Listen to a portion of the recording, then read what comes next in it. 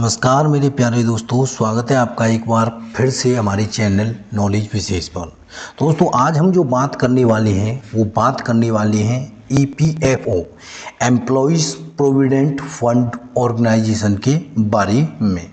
इसके बारे में हम जानेंगे कि जो आप सर्विस करते हो उसमें जो EPFO यानी जो PF आपका करता है वो किस प्रकार करता है, क्या उसके रूल्स होते हैं, वो सारी चीज़ें हम जानेंगे।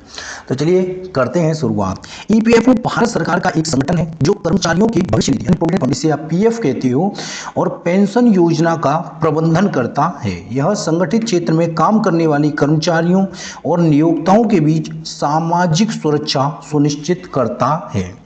यानी PF जो होता है वो एक प्रकार की योजना है जो कंपनीज वगैरह, जो प्राइवेट कंपनीज वगैरह हैं, वो आपको एक प्रकार से आपकी जो सैलरीज होती है उसमें से थोड़ा सा पैसा जो है काट लेती हैं ताकि भविष्य में आपको उसका फ़ायदा मिल सके। चलिए आगे देखते हैं EPFO के फायदे क्या हैं। भविष्य की सुरक्षा कैसे होगी? कर्मचारियों को उनके सेवानिवृत्ति के बाद वित्तीय सुरक्षा मिलती है और सेवानिवृत्ति के बाद एक मुश्त राशि प्राप्त होती है, क्योंकि गाइस आप जानते हो कि रिटायरमेंट के बाद आपको कुछ ऐसी राशि चाहिए होती है ताकि आप उसके अपना जीवन निर्वाह कर सको, आगे आने वाले समय में उससे अपना जीवन निर्वाह कर सको। कोई भी एक ऐसी पॉलिसी ले लो, आप LIC की पॉलिसी ले लो, कोई भी एक FD कर दो, जिससे कि आगे आने वाले समय में वो आपको कोई भी आय की परेशानी ना हो। तो इसके लिए EPFO होता है। नंबर 2 समझते हैं पेंशन योजना। कर्मचारियों और नियोक्ताओं के योगदान से पेंशन योजना का लाभ भी मिलता है। ये मिलता कब है? 58 वर्ष के बाद मिलता है। नियमित मासिक पेंशन मिलती है। देखो इसमें होता क्या है दोस्तों, यदि आप लगातार 10 साल तक कोई भी सर्विस कर लेते हो जिसमें आपका PF कटता हो, यदि PF आपका लगातार 10 साल तक कटता है और आप 58 वर्ष के हो जाते हो तब रिटायर होते हो, या 50 वर्ष से ऊपर के आप रिटायर होते हो, या 58 वर्ष के ऊपर रिटायर होते हो, तो आपको एक निश्चित पेंशन मिलती रहती है। तीसरा नंबर देखते हैं कर में छूट, यानी जो आप टैक्स भरते हो EPF में किए गए योगदान पर आयकर अधिनियम की धारा 80C के तहत कर में भी छूट मिलती है।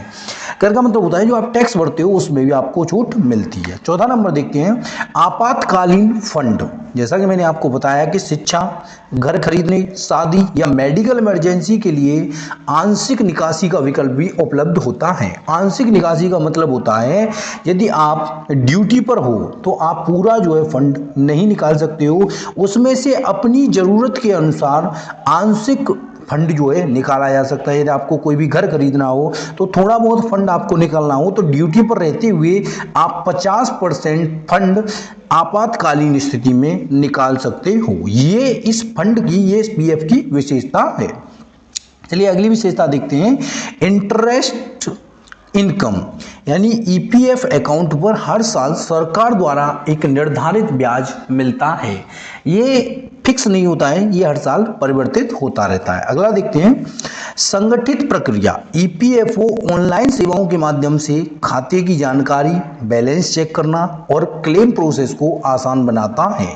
क्लेम प्रोसेस का मतलब है कि आप ऑनलाइन भी जो जनसेवा केंद्र खुले हुए हैं उनसे आप PF निकलवा सकते हो। आपको PF ऑफिस में जाने की कोई भी आवश्यकता नहीं है, आप ऑनलाइन जनसेवा केंद्र के माध्यम से ही अपना PF अपने अकाउंट में प्राप्त कर सकते हो। एक बार PF फॉर्म भरने के बाद 7 से 8 दिन के बाद PF जो है वो आपके खाते में ट्रांसफर कर दिया जाता है। तो ये इसका बेनिफिट है। अगला देखते हैं, अगला है भविष्य की वित्तीय सुरक्षा। जैसा कि मैंने आपको बताया कि EPFO सेवानिवृत्ति के बाद आपके लिए एक गारंटीड फंड उपलब्ध कराता है जो आपको आर्थिक रूप से स्वतंत्र बनाता है। आपको एक फंड मिलेगा जो आपको आर्थिक रूप से स्वतंत्र बनाएगा। अगला देखते हैं संगठित बचत की आदत, यानी हर महीने वेतन से एक निर्धारित राशि कट जाती है जिससे आप बिना किसी अतिरिक्त प्रयास के बचत कर पाते हो।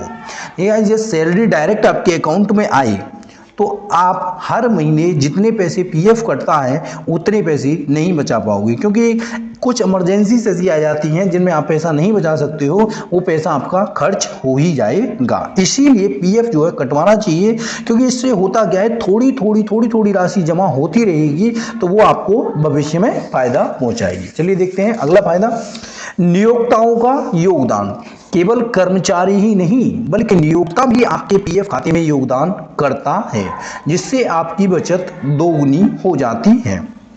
नियोक्ता का मतलब होता है वो कंपनी या गवर्नमेंट, या जो जिस अगर आप गवर्नमेंट से हो तो गवर्नमेंट जमा करेगी, आप कंपनी से हो तो वो कंपनी जमा करेगी। जितने पैसे आपके कट रहे हैं सेम उतना ही पैसा कंपनी आपके अकाउंट में जमा करेगी। मान लीजिए फंड आपका 2000 रुपये कटता है तो 2000 रुपये कंपनी को भी आपके खाते में जमा करने होंगे। इससे फायदा यह है आपकी सैलरी भी थोड़ी बढ़कर मिलती है। चलिए देखते हैं अगला है गाइस हमारा आपातकालीन सहायता। जैसा कि हमने आपको बताया कि किसी भी आपात स्थिति में, जैसे बीमारी, शिक्षा, घर खरीदने, शादी आदि में आंशिक निकासी की सुविधा उपलब्ध होती है। आंशिक निकासी ही कर सकते हो, जब तक आप ड्यूटी पे रहोगे तब तक केवल आप आंशिक निकासी कर सकते हो। 50% फंड ही निकाल सकते हो, क्योंकि 100% फंड नहीं निकाला जा सकता है ड्यूटी पर रहते हुए। अगला देखते हैं, अगला है हमारा बीमा सुरक्षा।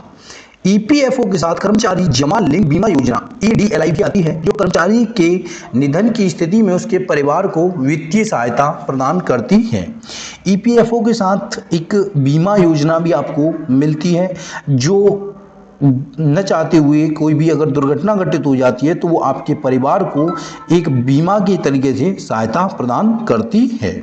चलिए अगला देखते हैं और समझते हैं डिजिटल सुविधाएं। जैसा कि हमने आपको बताया कि यूएएन नंबर जो होता है वो यूनिवर्सल अकाउंट नंबर की मदद से आप ऑनलाइन बैलेंस चेक कर सकते हो, पासबुक डाउनलोड कर सकते हो और शिकायतें भी दर्ज कर सकते हो। यूएएन एक पोर्टल होता है जिस पर जाकर ईपीएफओ के पोर्टल पर जाकर आप ऑनलाइन बैलेंस चेक कर लीजिए कि आपके में कितना पैसा जमा हो रहा है, कितना आपका कट रहा है, कितना कंपनी कर रही है।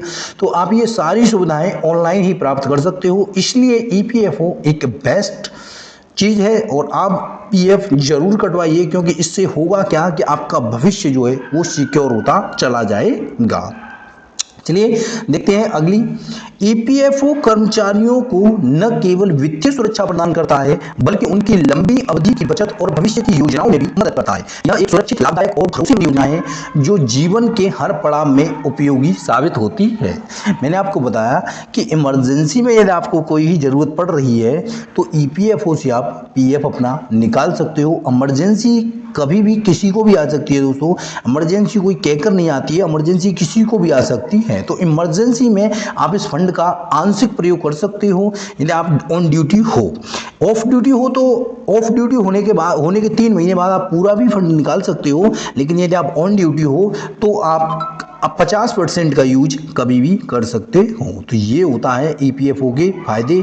इसीलिए हम कहते हैं गाइज कि जितना आप फंड कटवा सको पीएफ के माध्यम से उतना ज़रूर से ज़रूर कटवाइए, क्योंकि इससे होगा ये गाइज कि आपका जो भविष्य है वो सिक्योर हो जाएगा। आप भविष्य में, आपको मान लीजिए यदि आप 58 साल की उम्र में रिटायर होते हो, आपको पीएफ में 5 लाख रुपए इकट्ठा हो जाते हैं, तो 5 लाख रुपए आप किसी ऐसी योजना में डाल दीजिए जिससे आपको पर मंथ वेतन मिलता रहे। अगला देखते हैं दोस्तों, वीडियो आपको कैसा लगा? यदि वीडियो अच्छा लगा हो तो आप इसे शेयर जरूर कीजिए। प्लीज़ दोस्तों आप इसे इंस्टाग्राम, फेसबुक और व्हाट्सएप पर शेयर जरूर कीजिए। हमारी मेहनत के लिए प्लीज़ दोस्तों हम आपसे रिक्वेस्ट करते हैं, बार बार रिक्वेस्ट करते हैं कि आप इस वीडियो को जितना ज़्यादा से ज़्यादा हो सके शेयर कीजिए, क्योंकि हम भी गाइस मेहनत करते हैं और एक वीडियो को बनाने में करीब 2 घंटे का समय लग जाता है। और आप लोगों से रिक्वेस्ट करते हैं, आप लोगों के लिए अच्छी अच्छी योजनाएं लेकर आ रहे हैं। LIC के बहुत सारे प्लान्स हम आपको बताएंगे जिनमें आपको बेनिफिट पहुंचने वाला है। कुछ ऐसे प्लान्स हमने आपको बताए भी हैं जिनमें एक मुश्त राशि जमा करने के बाद आप जो है हर महीने पेंशन लेते रहो। तो धन्यवाद दोस्तों, वीडियो आपको